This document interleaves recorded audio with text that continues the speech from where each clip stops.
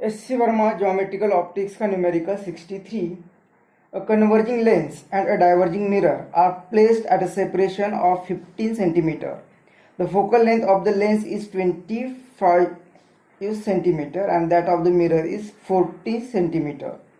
Where should a point source be placed between the lens and the mirror so that the light, after getting reflected by the mirror and then getting transmitted by lens, comes out parallel to the principal axis? इस question में हमें एक converging lens दी है जिसका focal length 25 centimetre और एक diverging mirror दिया हुआ है जिसका फोकल लेंथ होगा 40 सेंटीमीटर और क्वेश्चन और दोनों के बीच में सेपरेशन 15 सेंटीमीटर दिया हुआ है और क्वेश्चन में ही बताया है कि ऑब्जेक्ट को कहाँ पे रखना है। तो ऑब्जेक्ट को इन दोनों के बीच में कहीं पे तो बिटवीन रखना है, कहीं पे तो इनको इनके बिटवीन रखना है, इस जगह किसी एक जगह पे ऑब्जेक्ट रखना है, लेकिन वो किस जगह पे रखना है वही फाइंड करना है। इस तरह से रखना है कि पहले उसके रेज जाके मिरर पर इंसिडेंट हो गई, वो मिरर पर इंसिडेंट हो गए और वहां से वो रिफ्लेक्ट हो गया। अब किस तरह से रिफ्लेक्ट हो गए, यहाँ पे परपेंडिकुलर निकालेंगे तो जितना परपेंडिकुलर निकालेंगे तो जितना एंगल ऑफ इंसिडेंस होगा उतने एंगल से वो यहाँ से रिफ्लेक्ट हो गए, इतने एंगल से वो रिफ्लेक्ट हो गए, यहाँ से वो स्ट्रेट लाइन में यहाँ से वो इंसिडेंट होके यहाँ पे आ जाएगी। लेकिन कहा है कि लेंस से जब ट्रांसमिट हो गए मतलब यहाँ से जो बाहर आएगी तो वो पैरेलल रेज होने चाहिए, वो प्रिंसिपल एक्सिस को पैरेलल रेज होने चाहिए। इस तरह से इसे ट्रांसमिट करना है। तो ये कब पॉसिबल है, लेंस से जो रेज आफ्टर रिफ्रैक्शन पैरेलल कब बनते, जब उस पर इंसिडेंट होने वाले रेज उसके फोकस से आते हैं, मतलब एक मिरर नहीं होता।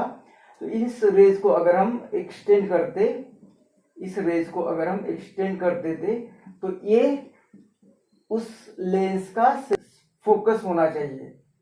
सॉरी, इस लेंस से रेज पैरेलल कब होते, तो इस रेज को जो उस पर इंसिडेंट हो रहे इसका अगर हम बैकवर्ड डायरेक्शन में एक्सटेंड कर देते हैं, बैकवर्ड डायरेक्शन में एक्सटेंड करेंगे तो मतलब ये मिरर नहीं होता।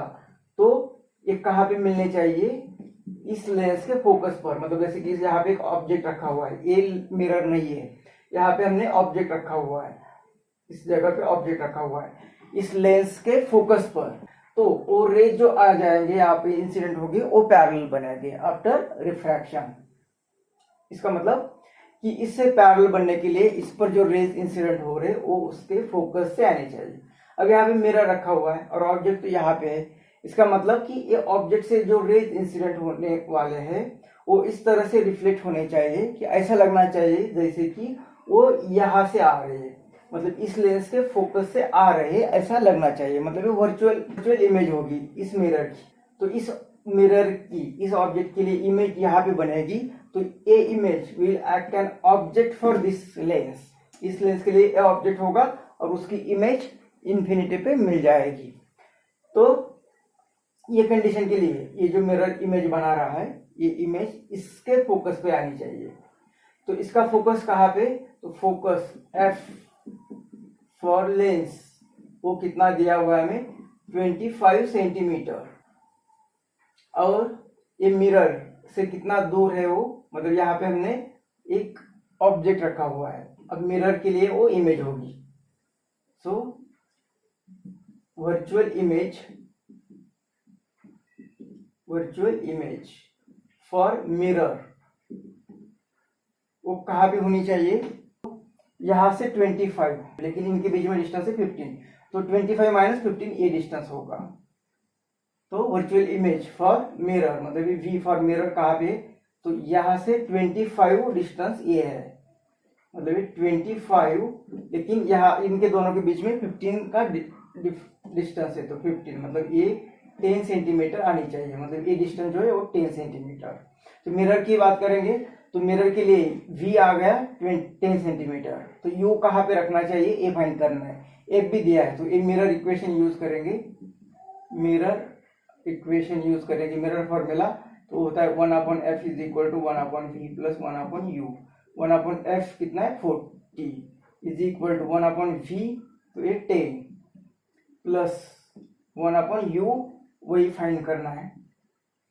तो ये इस साइड में चला जाएगा, तो 1/u इज इक्वल टू ये 1/40 और ये माइनस होगा 1/10, मतलब 40 आएगा डिनोमिनेटर।